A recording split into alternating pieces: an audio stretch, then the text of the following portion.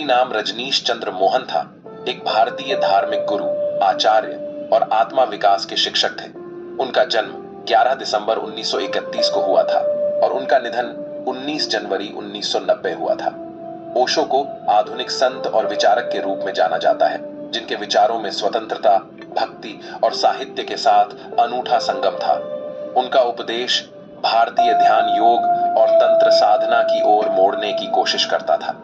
ओशो के शिष्यों के बीच राजनीशी या सन्यासी के नाम से मशहूर थे, जिनमें से कुछ ने बाद में राजनीश सन्यासी आंदोलन के कारण चर्चा में रहे। ओशो को आध्यात्मिक शिक्षक के रूप में देखा गया। रूढ़िवादिता के कठोर आलोचक थे, जिसकी वजह से वे ताउम्र विवादित रहे। सच्चे प्यार में कोई अपेक्षा नहीं होती, वह खुद में पूरा होता है। अपनी जिंदगी को बदलने का एक ही तरीका है, अपने विचारों को बदलो।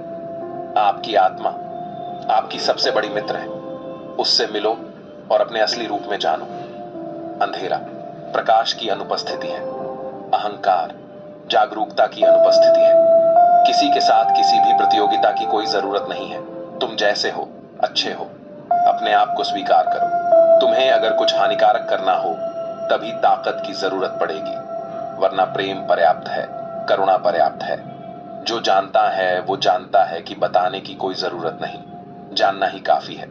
तनाव का अर्थ है कि आप कुछ और होना चाहते हैं, जो कि आप हैं नहीं। एक व्यक्ति जो 100% समझदार है, दरअसल वो मर चुका है।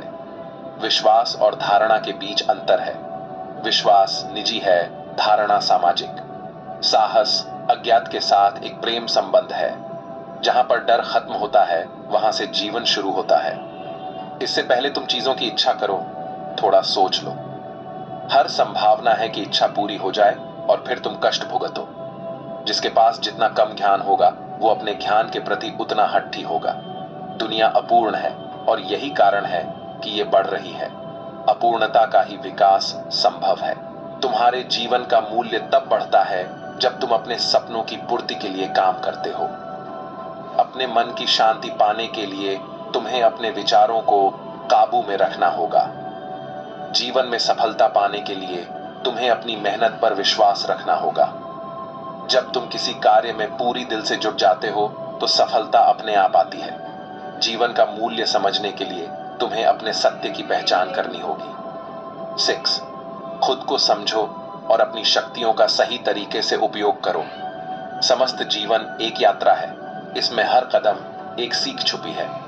अपने लक्ष्य की प्राप्ति के लिए तुम्हें कभी भी हार नहीं माननी चाहिए। सकारात्मक सोच तुम्हें महान उद्दीपन की दिशा में ले जाती है। जब तुम स्वीकार करते हो कि तुम बदल सकते हो, तो तुम खुद को पुनः रच सकते हो।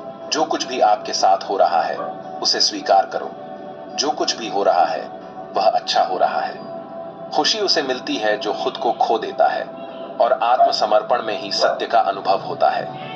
जब तुम्हारा मन शांत है, तब तुम अद्रता को महसूस कर सकते हो। भगवान से मिलने का सबसे सहज तरीका अपने असली स्वरूप को स्वीकार करना है। समझदार व्यक्ति अपनी बातें सुनने के लिए तैयार होता है, मूर्ख अपनी बातें करने के लिए।